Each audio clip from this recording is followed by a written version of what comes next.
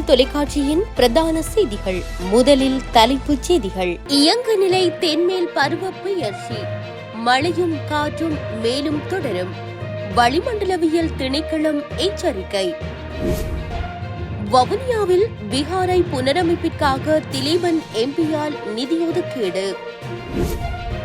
3 வருடங்களின் பின் வீடு திரும்பிய பெண், இடைநடுவே உயிரிழந்த சோகம். மட்டக்களப்பில் பயங்கரம், தலைகீழாக கட்டி தொங்கவிட்டு பிள்ளைகளை துன்புறுத்திய தாய் கைது.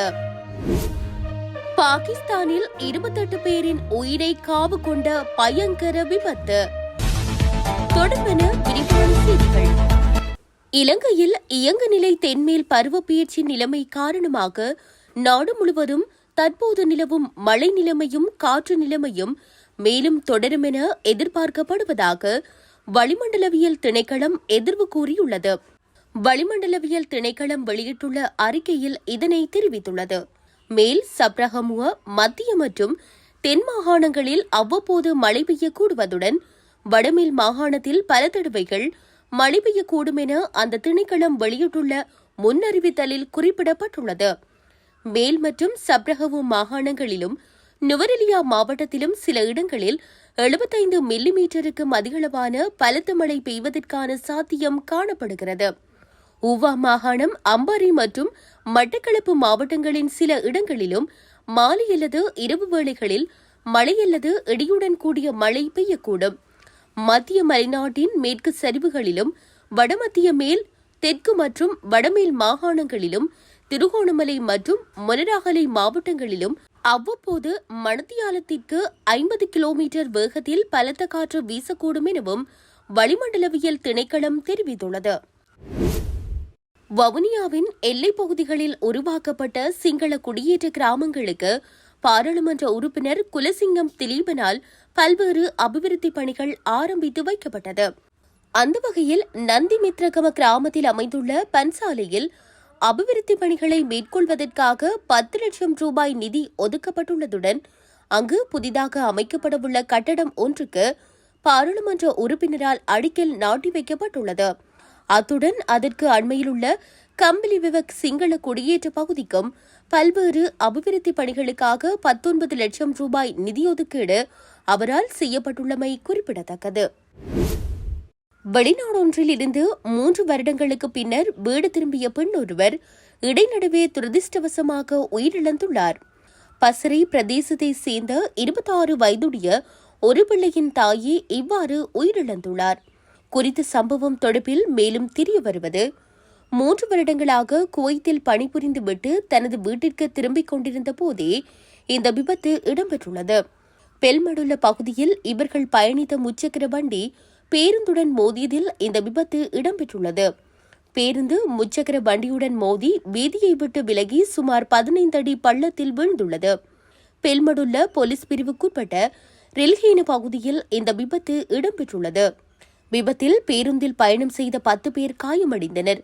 விபத்தில் முச்சக்கர வண்டியில் பயணித்து உயிரிழந்த பெண் உட்பட 3 பயணிகளும் காயமடைந்துள்ளதாக போலீசார் தெரிவித்துள்ளனர்.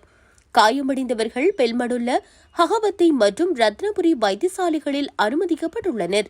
பலத்த காயமடைந்திருந்த நாடு திரும்பிய பெண் பரிதாபமாக உயிரிழந்துள்ளார். அவரின் சடலம் ரத்னபுரி வைத்தியசாலையின் பிரேத அறையில் வைக்கப்பட்டுள்ளது. மட்டக்களப்பு ஏறாவூர் பகுதியில் சிறுவன் ஒருவரை தலைகீழாக கட்டி தொங்கவிட்டு தாக்குதல் நடத்திய குற்றச்சாட்டில் கைதான சிறுவனின் தாயார் மற்றும் அவரது சகோதரர் உள்ளிட்ட 2 பேரும் விளக்கமறியலில் வைக்கப்பட்டுள்ளனர். குறித்த சிறுவனின் தாயாரும் அவரது சகோதரரும் ஏறாவூர் நீதவான் நீதிமன்றில் முன்னிலைப்படுத்தப்பட்டுள்ளனர். இதன்போது அவர்களை அடுத்த மாதம் 12ஆம் திகதி வரையில் விளக்கமறியலில் வைக்குமாறு நீதவான் உத்தரவிட்டுள்ளார். தமிழரான குறித்த தாயார் திருமணம் முடித்த பின்னர் கணவரை விட்டுவிட்டு அவருக்கு பிறந்த குழந்தையுடன் முஸ்லிம் மதத்திற்கு மதம் மாறி முஸ்லிம் நபர் ஒருவரை திருமணம் முடித்துள்ளார். பின்னர் அவரை விட்டுவிட்டு புத்தளம் பகுதியிலுள்ள சிங்களவர் ஒருவரை திருமணம் முடித்து அவருக்கு 2.5 வயதில் ஆண் குழந்தை இருக்கும் நிலையில் அவரையும் விட்டுவிட்டு 2 பிள்ளைகளுடன் மீண்டும் ஏறாவூர் சதாம் ஹுசைன் கிராமத்தில் வந்து தங்கி வாழ்ந்து கொண்டிருக்கிறார். இந்த நிலையில் கடந்த ஏப்ரல் மாதம் தனது 11 வயதுடைய மூத்த பிள்ளை புகைத்தலில் ஈடுபட்டார் என அந்த சிறுவனை பிடித்து மரம் ஒன்றின் தலைகீழாக கட்டி தொங்குவிட்டு கம்பால் தாக்கி சித்திரவதை செய்துள்ளார். இரண்டாவது 2.5 வயது மகனையும் அடித்து துன்புறுத்தி வருவதாக அந்த பிள்ளையின் தகப்பனான புத்தளத்தை சேர்ந்தவருக்கு தெரிய வந்ததை அடுத்து அவர் உடனடியாக ஏறாவூருக்கு சென்று தாயாரிடம் தனது மகனை தருமாறு கேட்ட நிலையில் சிறுவனை தர முடியாதென அவர் மறுத்துள்ளார். மேலும் தந்தை போலீஸ் நிலையத்தில் முறைப்பாடு செய்ததை அடுத்து போலீசார் குறித்த தாயாரின் கையடக்க தொலைபேசியை பரிசித்த போது இரு சிறுவர்களை துன்புறுத்தும் போது எடுக்கப்பட்ட வீடியோக்களை கண்டுபிடிக்கப்பட்டதை அடுத்து அவரை கைது செய்தமை குறிப்பிடத்தக்கது. பாகிஸ்தானில் பயணிகளை ஏற்றி சென்ற பஸ் ஒன்று விபத்துக்குள்ளானதில் அதில் பயணித்த குழந்தைகள், பெண்கள் உட்பட 28 பேர் உயிரிழந்துள்ளனர். பாகிஸ்தான் கராச்சி நகரிலிருந்து துர்பத் முதல் குவேட்டா நோக்கி சென்று கொண்டிருந்த குறித்த பஸ் வாசுக் நகருக்கு அருகே சாரதியின் கட்டுப்பாட்டை இழந்து பள்ளத்தில் கவிழ்ந்து விபத்துக்குள்ளானதாக குறிப்பிடப்படுகிறது.